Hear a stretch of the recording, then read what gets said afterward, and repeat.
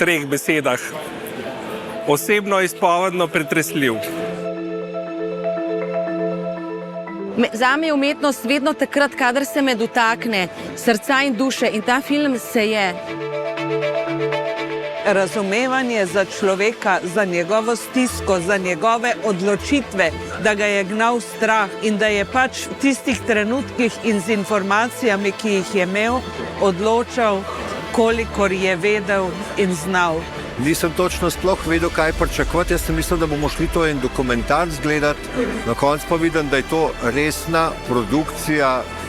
Ko sem se čisto poistovetila, kaj bi naredila, ne vem, jaz kot mama, ne vem, če bi lahko šla z vlaka in sina ranjenega pustila tam, ampak to so strahovite dileme.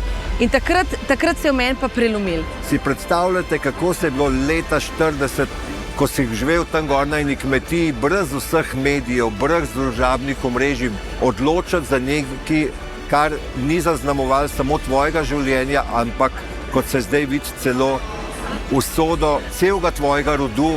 Ko gledaš ta film, se zaveš nekih drugih dimenzij, ko so precej bolj pomembne kot neke površne ideološke delitve.